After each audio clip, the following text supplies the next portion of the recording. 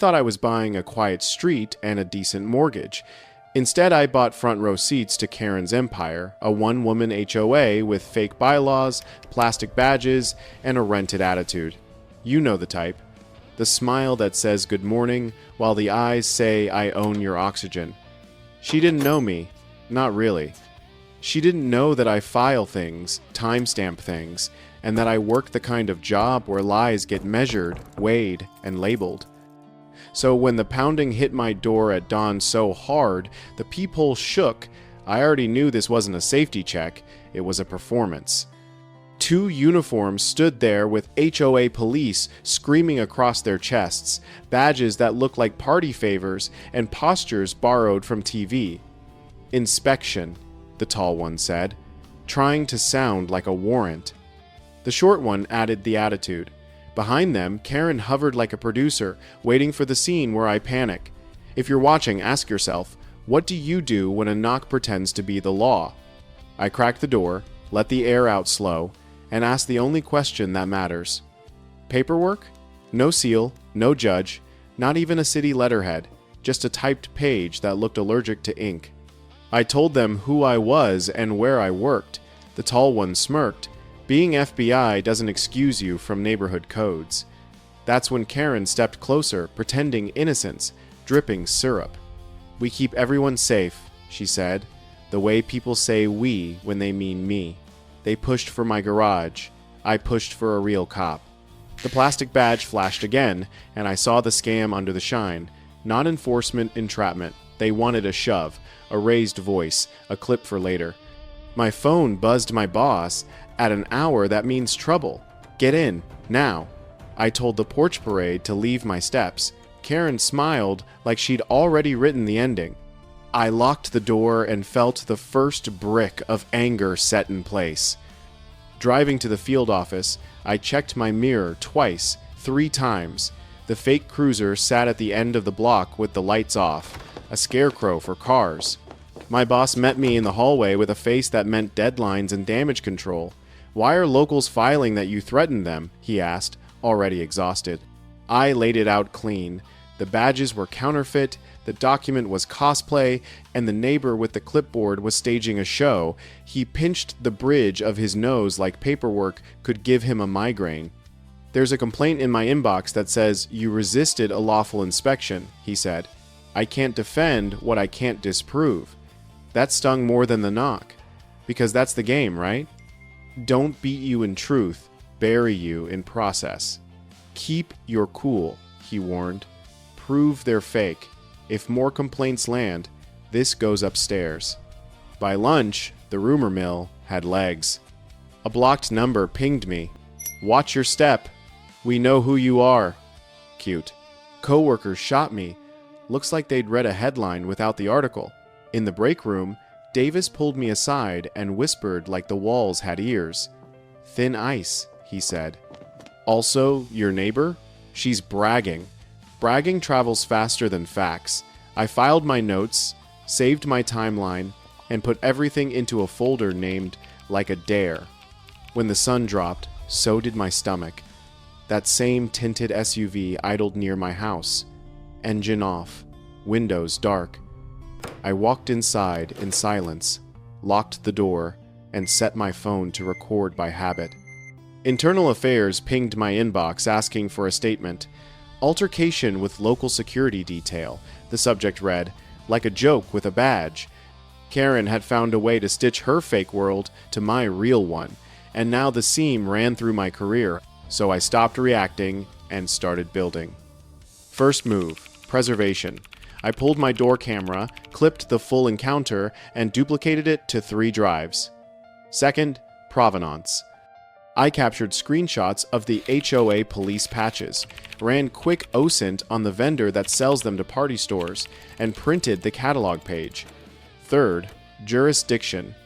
I called the city clerk to confirm on record that no municipal or county authority recognizes HOA police of any kind. Fourth, escalation path. I emailed the real HOA management company, not Karen's kitchen committee, with 2 questions. Do you employ any sworn officers? And do you authorize home inspections without a court order? Their answer landed in 40 minutes. No and absolutely not. Evidence beats outrage every time, and I was stacking bricks. Then, I knocked on the door that actually matters. The sheriff. I asked for a watch commander, handed over a thumb drive, and kept it simple. 2 people impersonated officers on my porch. They attempted a search. My neighbor orchestrated it. The watch commander watched, rewound, watched again. That badge is junk, he said flatly. He took a formal statement, logged the evidence, and radioed patrol to tag the fake cruiser if it moved on my street. If they touch your property line again, call us. Not HOA. Us. He gave me a case number and the kind of nod that waits for a courtroom. Even better, he initiated a welfare check on the HOA unit to verify credentials. Spoiler, there weren't any. Paper trails look great until they're asked to walk. Back home, I cooked in the dark with the TV off and my phone face down. Karen likes an audience. I like receipts. I drafted my internal affairs response like a prosecutor wrote it. Bullet points, timestamps, links. I attached the sheriff's case number, the HOA management email, and the clip where the plastic badge hits my peephole. I spelled out the only sentence that matters. I denied entry to individuals without a warrant. I hit send. Then I did something boring and smart. I documented my calm. Call logs, route to work, times at the office. When people try to paint you as chaotic, nothing hurts them like your routine. Day 2, Karen switched tactics. She flooded the neighborhood chat with concern. She typed about suspicious activity and sound of tools and hinted at chemicals. She even used the phrase "for the children," which is how bullies launder power. The fake officers returned at noon, this time staying at the sidewalk, filming my house like a wildlife show. I stepped out with the sheriff's business card and read the impersonation statute out loud so the microphone could hear it. The tall one tried a grin. The short one tried a threat. I offered them the case number and the advice to go home. They left, slower than dignity and faster than courage. Then the email that changed the tempo hit. Internal Affairs acknowledged my packet and looped in our legal office. They flagged my documentation as responsive and asked me to stay available. Good. I translated that to English. Your facts are heavier than their noise. A second ping came from the sheriff patrol, located the fake cruiser behind a strip mall. Guess what sat in the trunk?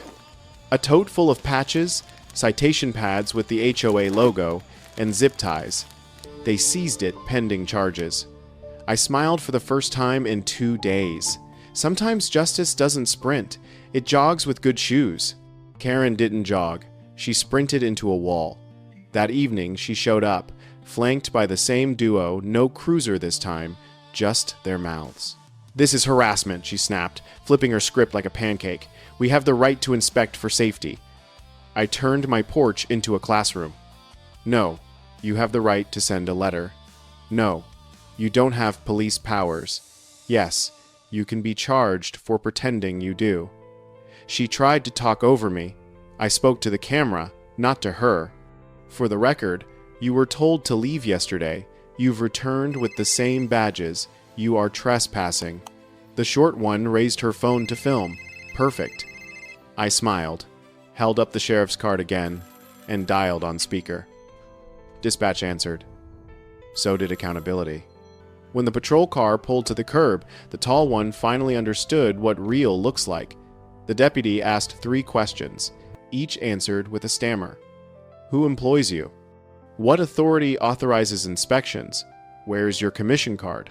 The responses were soup. The deputy sighed the sigh of paperwork and clicked his pen. Turn around. Zip. Cuff. Karen gasped, then reached for a speech about community. The deputy didn't need it. "Ma'am, you're not under arrest right now," he said. "But step back, or you will be." She froze, partly from shock, partly from finally meeting a boundary that wasn't for someone else. Neighbors peeked through blinds. Phones lifted. The show had a new director, and the script had footnotes. Inside, I took the call I'd been waiting for. Internal Affairs, again, this time warmer. "We've reviewed your submission. We're coordinating with the sheriff for reports. For now, stand down and keep everything. You did the right thing. Not a parade, not a trophy.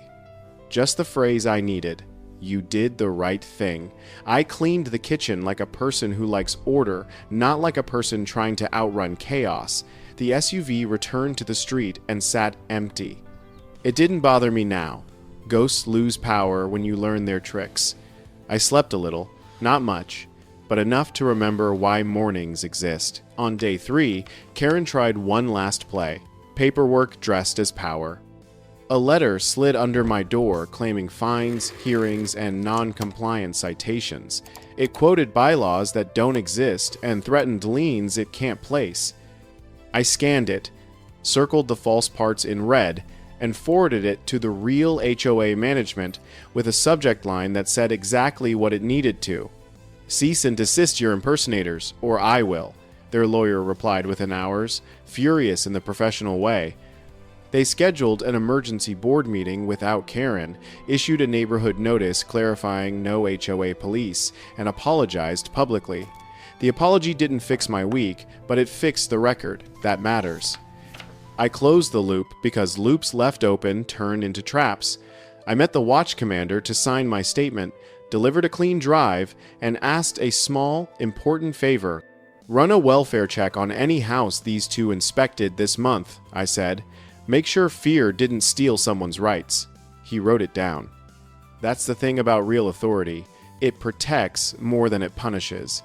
He told me charges would land: impersonation, attempted unlawful entry, maybe conspiracy. Karen? Aiding and abetting, at minimum, he said. Depends what we find on her phone. I didn't smile. Some victories don't taste like victory. They taste like relief. That night I talked to you, not the camera. If you've got a Karen with a clipboard and a pair of plastic badges on your porch, listen closely. Don't swing, don't shout. Don't give them the clip they came for. Ask for a warrant. Ask for a badge you can verify. Record everything. Preserve copies. Call real law, not yard law. Do not let a street bully turn your home into their stage. Also, and this part matters, don't get cynical. The system works when you feed it facts and starve it drama. It's slow, but it moves. By the end of the week, Internal Affairs closed the preliminary look with a line I printed and slid into a folder. No policy violation identified. The sheriff's office released a brief. 2 individuals arrested for impersonating officers. Investigation ongoing. The real HOA scheduled a town meeting that didn't include cosplay. Karen's porch went dark. The neighborhood exhaled. I took a walk without checking my mirror every 10 steps. When I got home, I opened the garage, turned on the light, and just stood there listening to the quiet.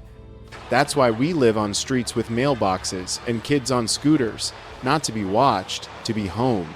So here's the last thing I'll say, and maybe the first thing you needed to hear. Boundaries are not rude. They're how honest people keep the peace. Knock all you want, Karen. Bring costumes, print forms, rehearse lines.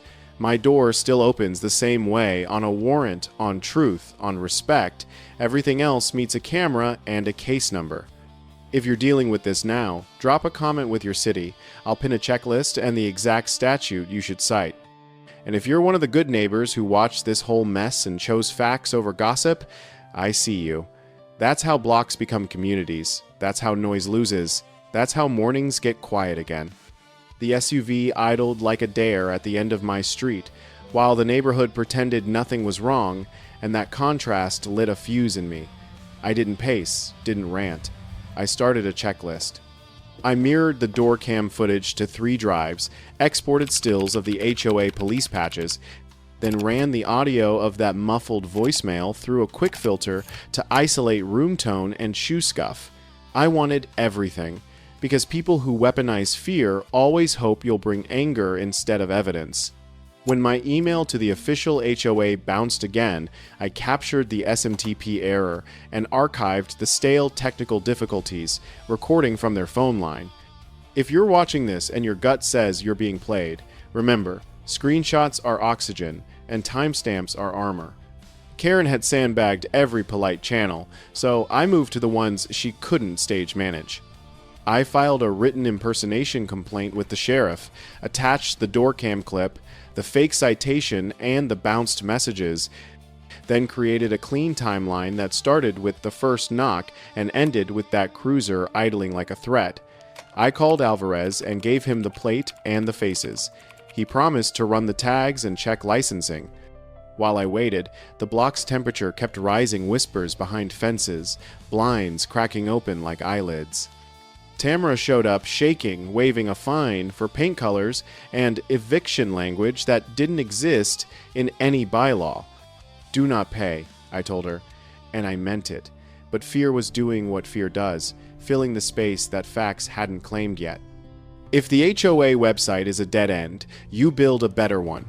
I spun up a simple public page labeled Verify HOA Notices with 3 big buttons: Check a Citation, Report Impersonation, Request Help. I added a QR code and quietly slid it into neighborhood group chats with the line, "Before you pay anything, scan this."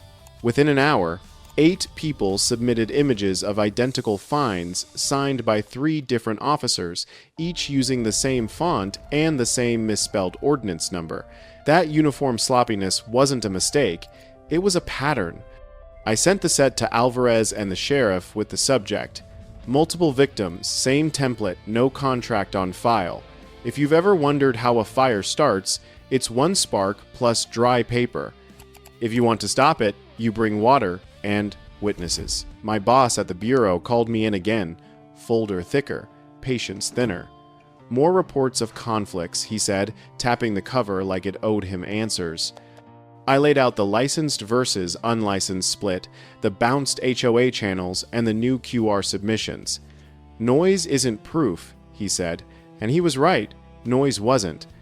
So I gave him proof, a formal case number from the sheriff, a written acknowledgement from the actual HOA management that they don't employ sworn officers or authorize inspections, and a side-by-side of the counterfeit seal versus the real one.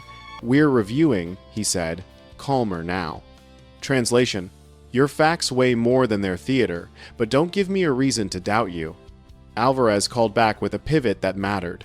Plate belongs to a private security outfit, he said, but I'm not finding any licensed contract with your HOA or the city. No contract means no authority, period. He needed more than my word to move hard, so I gave him the community's. Tamara agreed to file a statement if I stood next to her at the substation. A retired neighbor, always quiet, always watching, brought a stack of fines he'd saved like a squirrel saves acorns. We handed over 8 notices with matching typos, 2 doorbell clips of the same duo planting papers at 2:14 a.m., and 1 voicemail threatening corrective measures. Alvarez's tone switched from skeptical to surgical. "Okay," he said, "now we build probable cause." Fear still had fuel, so I changed the fuel.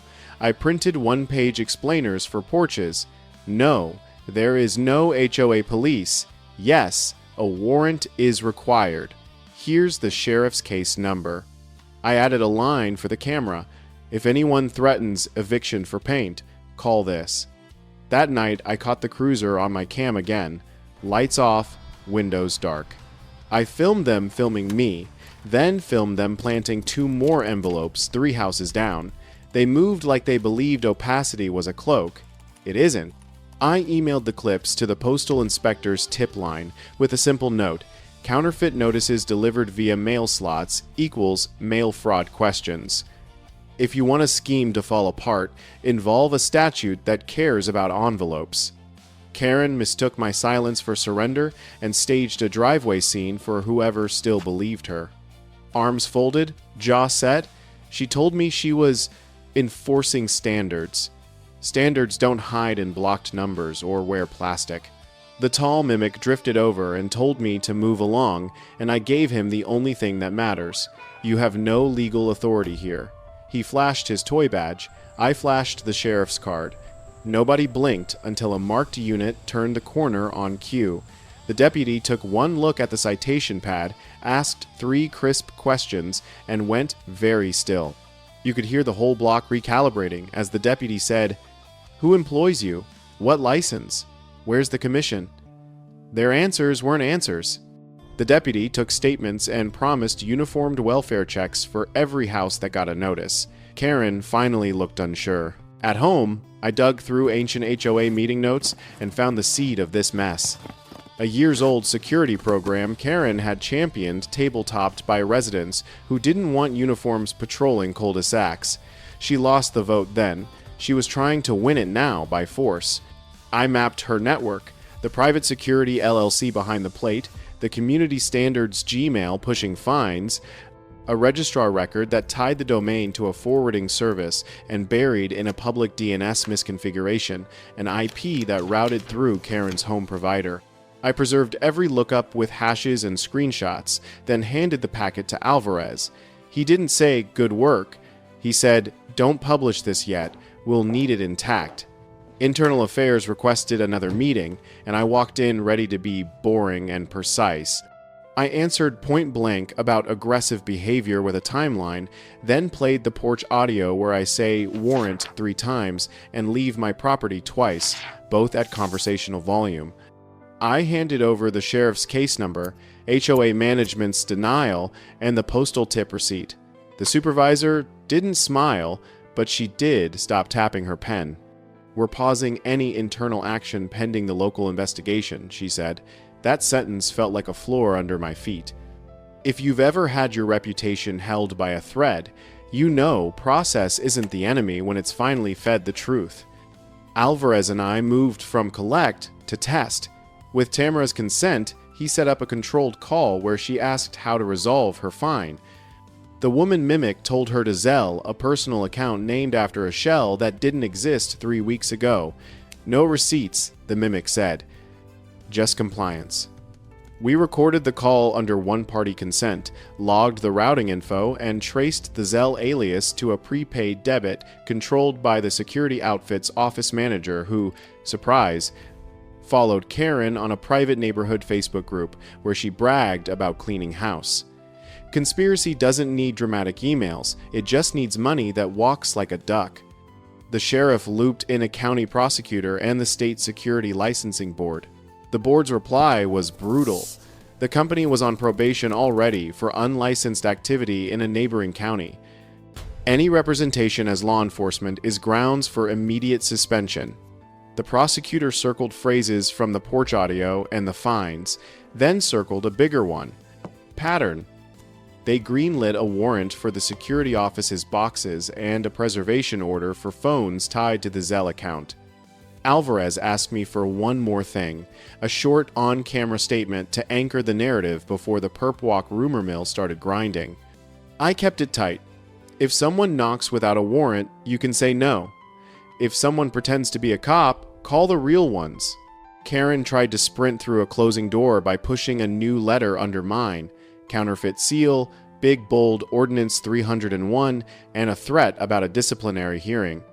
I scanned, circled, forwarded to the real HOA firm, and got a reply written in the exact tone I was hoping for: furious professionalism. "Cease and desist," they wrote to Karen, copying counsel and the sheriff. "You are not authorized to act on behalf of the association." They scheduled an emergency board session and barred her from the chair pending investigation. Power that isn't real crumbles at the first notarized push. The takedown wasn't television, it was paperwork with footsteps. Warrants served at the security office netted a tote packed with citation pads, HOA patches in 3 sizes, a printer with the same toner signature as the notices, and a spreadsheet titled Compliance Collections. The office manager folded in an hour. The story he told matched our evidence. Karen pitched community enforcement, promised cover, and routed fines through throwaway accounts. When deputies knocked on Karen's door, she tried one last trick, tears and confusion, until Alvarez read the charge: conspiracy to commit impersonation, attempted unlawful entry, and fraud. Neighbors filmed, but this time it wasn't a show. It was a record. If you were waiting for a victory lap, you'll be disappointed. This didn't end with cheers. It ended with paperwork, statements, and a neighborhood learning the difference between policy and power. Internal Affairs sent me a single-line email. Preliminary matter closed, no further action. The sheriff issued a release clarifying that HOA police is not a thing and never was. The real HOA apologized to residents, replaced the site with updated contacts, and offered a restitution process for anyone who paid the fake fines. I slept for 6 hours straight and woke up to a sunrise that finally looked like a sunrise. Here's the part that matters if you're living this right now. Don't swing at costumes, don't negotiate with plastic. Gather, preserve, verify. Call the real badge. Loop in the licensing board. If they use the mail, call the postal inspectors. If they use payment apps, log the handles and route numbers. Build the stack until even your worst critic runs out of, but what if? And when the block is ready to hear, speak calmly into the camera and give people a script for courage. No warrant, no entry. No commission, no compliance. No seal, no payment. Fear thrives in silence. Proof turns the lights on. That night, I stood at my window and watched the street breathe again, porch swings moving, dogs arguing with squirrels, sprinklers ticking like a clock resetting.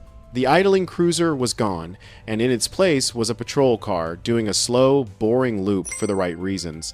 Tamara texted a picture of her fine torn in half and a line that made the whole week worth it. I didn't pay. I asked for proof. They had none. If you're still here, drop where you're watching from.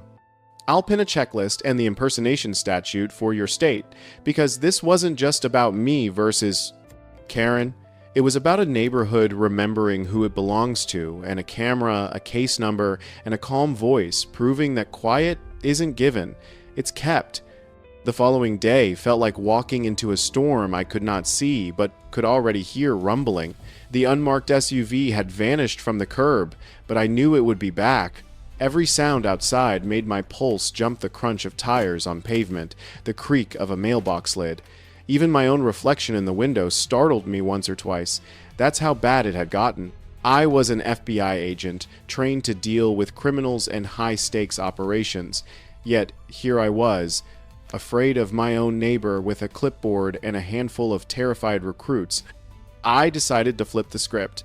If Karen wanted to control the narrative, I would create one of my own. I spent the morning compiling every document, call log, and voicemail into a single digital case file. Dates, times, screenshots, even a running transcript of every threat. I labeled it Operation Suburbia. It was half habit, half defiance. Then I installed a set of hidden cameras on my porch and garage entrance, high enough to stay unnoticed, wide enough to catch every angle. When I finished, I sat at my table and opened a blank notepad. If Karen thought fear would keep me quiet, she had underestimated how dangerous a cornered man can become when he starts taking notes. By mid-afternoon, my phone rang. Alvarez. His voice sounded strained but determined. "You were right," he said. "That private security company is bad news. They're under investigation in another county for harassment and unauthorized patrols. I'm trying to get warrants, but it's tricky jurisdiction overlap, interstate business ties. It's going to take time." I thanked him, though the update wasn't comforting. Karen's web stretched further than I thought. "Keep your eyes open," he warned. "These types don't like being exposed." I smiled grimly. Neither do I. That evening, I decided to take a walk, just to remind myself I still owned the ground beneath my feet. The sun was dropping behind the rooftops, painting everything gold, but the calm was fake. A few houses down, I spotted two men in identical dark jackets stapling papers to light poles. When I got closer, my stomach twisted. New flyers this time reading Community Enforcement Expansion, Mandatory Compliance Meeting. Same font, same fake seal. And once again, Karen's name printed at the bottom as Program Director. They didn't even bother hiding it anymore. I pulled out my phone, snapped photos, then confronted them. "You work for her?" I asked. One of them looked me up and down, smirked, and said, "We work for the community." I caught the faint bulge of radios under their coats, maybe fake, maybe not. I stepped back, memorized their faces, and let them walk off. Confrontation wasn't the goal tonight. Evidence was. Inside, I uploaded the pictures to the case file and started cross-referencing the logos on their jackets. A quick reverse image search led me to a shady website for community order services, offering neighborhood compliance packages with fake uniforms for $299 a set. The listed contact number? The same prefix as the one that had sent me those threatening texts. Karen's reach wasn't just local anymore. She was buying legitimacy from a company that specialized in counterfeiting authority. My jaw clenched as I stared at the page. This wasn't a petty power trip, it was an organized scam, and I was the one obstacle she hadn't intimidated into silence. Tamara texted me around 9. They're knocking on doors again. People are scared. I called her immediately. She whispered. They told Mrs. Hendricks she'd lose her home if she didn't attend the meeting tomorrow. She's 72. She believed them. I promised I'd handle it, though I had no idea how. After the call, I sat in the dark, listening to my house breathe. I'd spent years chasing criminals who hid behind fake companies and forged paperwork. Now one was doing it 10 feet from my mailbox. I barely slept. Around 3 a.m., headlights swept across my living room wall, then stopped. I moved to the window, heart pounding. A figure got out of the SUV, walked to my mailbox, and slipped something inside before driving off. I waited 5 minutes, then went out barefoot into the cold. The envelope inside had no stamp, no sender, just a single line typed across the front. Final warning. Inside was a printed photo of me talking to Alvarez outside the police station, circled in red marker. Beneath it, a note. You're not untouchable. I went cold all over. That photo hadn't been taken from a phone. It looked like footage pulled from a traffic cam or long lens surveillance. Whoever Karen had on her side wasn't just playing HOA queen, they had access to real equipment, maybe even someone on the inside feeding her information. I locked the doors, double-checked every window, and sent the image to Alvarez with a single line. They're watching me too. Morning came gray and heavy. My boss texted that Internal Affairs wanted another meeting, and I felt my stomach drop. I was running out of grace. On impulse, I forwarded the same evidence packet I'd sent Alvarez to my bureau email from a private drive, adding one last entry.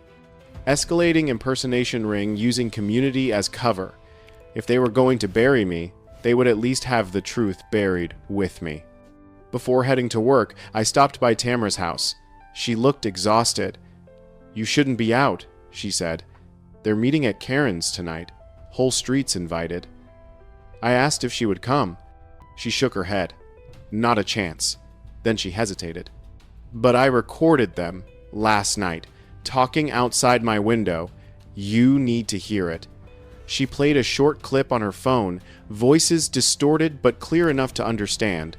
One male, one female, planning to collect dues and make an example out of anyone who resists. The female voice, Karen's, laughed near the end. He's about to lose everything. Then he'll leave. That recording changed everything. I told Tamara to send it to Alvarez immediately, along with the timestamp and her address. She hesitated. They'll know it's me. I looked her straight in the eye. If we don't act now, they'll think they can do this anywhere. After a pause, she nodded and hit send. At the bureau, my boss met me outside the conference room. His face was unreadable. You're lucky, he said quietly. Internal Affairs just got new evidence. They're calling off the review until local law enforcement wraps up. Seems your neighbor isn't what she pretends to be. Relief hit like a wave, but he held up a hand. You're not off the hook yet. Keep your head down and cooperate with Alvarez. I promised I would. Driving home that evening, I saw patrol cars lining the block. Flashing lights washed over the lawns, painting every white fence blue. Alvarez stood by his cruiser, talking to a pair of uniformed officers, while two more led the fake HOA cops into custody. Their faces were pale, confused, as if they couldn't believe the show was finally over. Karen stood on her porch, still clutching her clipboard like a shield, shouting that it was all a mistake.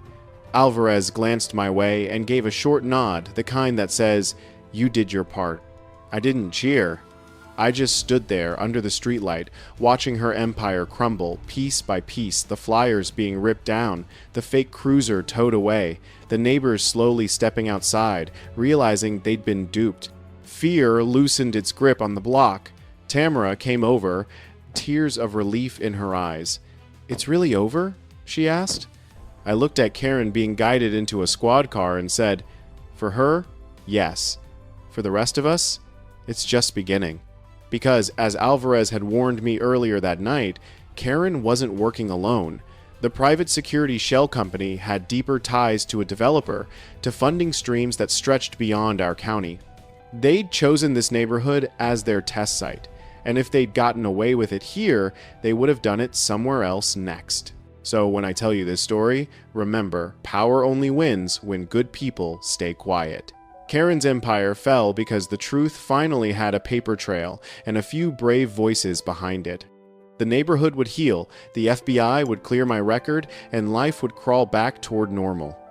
But the next time I hear someone knocking at my door claiming to be community enforcement, I'll be ready with a camera, a badge number, and the calm voice of a man who's already survived the worst kind of neighbor, the kind who thinks. I walked into headquarters like a man carrying a lit fuse. Every glance felt heavier than my badge. Word had spread: problem agent, neighborhood incident, conduct review. The lobby turned into an echo chamber of whispers and polished shoes. I told myself the same line I tell victims on bad days: facts outrun fear if you let them. Then I pushed through the conference room door and met a firing squad of suits. They hit me with the headline: multiple complaints, threats, non-compliance with local authority. I answered with the only truth that matters: those authorities were plastic, no commissions. No contracts, no legal standing. A panelist lifted a binder of neighbor statements like a trophy, 10 signatures, 10 stories, all rehearsed. I countered with licensing records, bounced HOA emails, and the shell company thread I'd already pulled halfway loose. Then the air changed. The door opened, and Karen walked in wearing a suit that didn't belong to the block, and a smile trained for cameras. She set a briefcase down like a prop on stage. "Good morning," she said, playing community savior. She laid out reports of noise, suspicious activity, even break-ins tethered to my address by rumor and guts. My anger spiked, but the older agent beat me to the next line. "Before we proceed, disclose your family connection." Karen didn't blink. "The deputy director is my uncle." That's the kind of sentence that makes ceilings feel lower. Suddenly, the speed of the complaints made sense. The dead HOA lines, the quiet fear on the block. A panelist said the polite version of "prove it or lose it." I gave them what I had: security licensing checks, a growing list of coerced fines, and a small army of neighbors too scared to sign their names. The room promised an internal review of me and of Karen's program. Translation: the fight moved upstairs, and the clock started ticking louder. In the hallway, my boss found me. "Didn't know about the uncle," he said, jaw tight. "Stay calm, bring evidence. I can't carry this on belief." Fair. I walked out feeling like the building had tilted. Power had changed jerseys. I drove home, gripping the wheel like it could steady me. The street looked normal on purpose: porch lights, sprinklers, a kid's bike laid down for dinner. My phone buzzed. They're at my door. I'm scared. I was on her porch in 2 minutes, heart sprinting. The officers were pounding, one hand on a form, the other on a cheap radio. "Open up, or it's another violation." I stepped into the light. "Federal agent, back away." One of them reached for a belt pouch. The other smirked. "We have friends in high places." The irony almost made me laugh. Tamara cracked the door, eyes wide, voice shaking. They shoved a statement at her, signed that I was harassing the neighborhood. That was the play: weaponize fear, rewrite the story, collect a signature like a souvenir. I refused to give them the clip they wanted. No shove, no shout, just the law, loud enough for the porch camera. Impersonation is a crime. No warrant, no authority, no entry. The tall one flashed zip ties like courage. Then a voice cut through the scene. What's going on here? Alvarez, off duty, badge out. Relief is a physical thing. I felt it hit my spine. He asked for IDs. The plastic badge didn't blink. He didn't either. Driver's licenses, now, or you're both coming in. He radioed for backup. They melted, bolting for the cruiser. He got the plate. We got a report number. Tamara got her porch back. Inside, she trembled and told me the part that mattered. They'd tried to force her to sign. I told her it was a bluff and asked for a statement, the kind that gets filed, not whispered. She nodded through tears. Courage isn't loud. It's a pen on paper when your hands shake. When I left her house, the street was quiet again, but the quiet felt different, less like fear, more like a held breath. Morning brought the kind of summons that curdles coffee. Internal Affairs wanted me as soon as possible. On my way out, I found a note in my mailbox. Meeting tonight at the community center. Be there. Trap or window, I couldn't tell. Alvarez texted, "We need witnesses or this stalls. Press them." So I made a plan. Recorder in my jacket. Phone set to capture audio. Evidence packet synced to cloud. If Karen wanted a stage, fine. I'd bring lights. The community center was packed rows of folding chairs, lawn sign loyalists up front, quiet doubters in the back. Karen stood at a podium, flanked by her volunteers in off-the-rack authority jackets. "Safety, standards, property values," she sang. Polite applause. The room tasted like split opinion. I stood. "Lies," I said. "Steady. Your police aren't licensed, your citations are counterfeit, and your security firm has no contract with this HOA." Heads turned. One of the volunteers moved toward me. I showed my real badge. He stopped moving. I laid it out for the room.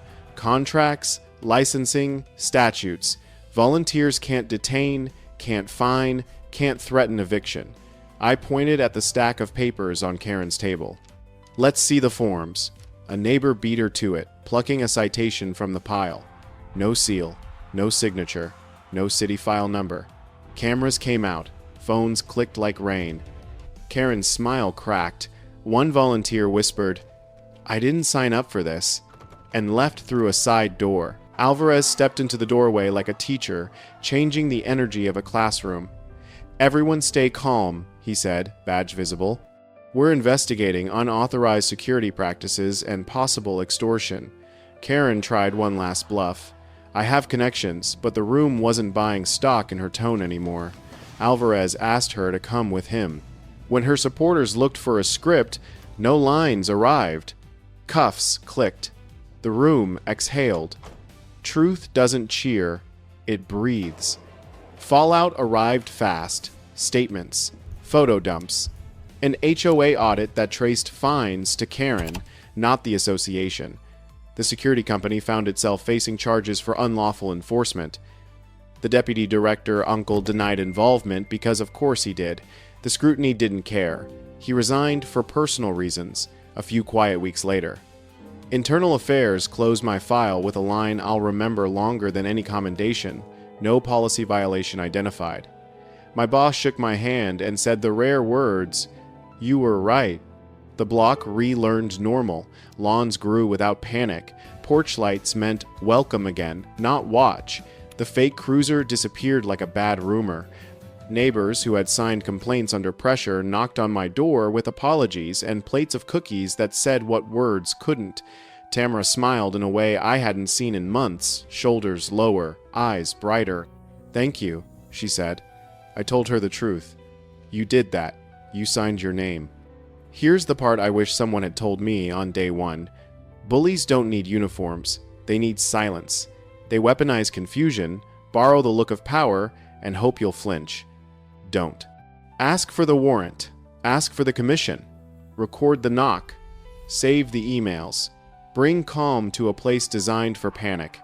And if you're up against a clipboard with connections, remember, paper trails beat family trees. I drove past the community center a week later and saw the "We support the HOA" signs stacked by a dumpster, sun-faded and useless. A kid on a scooter cut across the lot, chasing a friend and not a rumor. I rolled down the window and took a breath. The air smelled like cut grass and quiet victory. If someone ever underestimates you, if they try to write your ending before you say your name, do what we did. The choices Keep we your make, voice level, the your values receipts we uphold, organized, and your the neighbors kindness we close. extend Silence isn't will truly weakness. define It's the our space legacy. where you line up your There's facts. always more to Aim learn, true, and more let the stories truth to do tell. what sirens So can't. please come back. And if this helped you breathe a little easier, stick around. I've got more stories that end the way this one should, with the knock getting quieter and the neighborhood getting louder in all the right ways.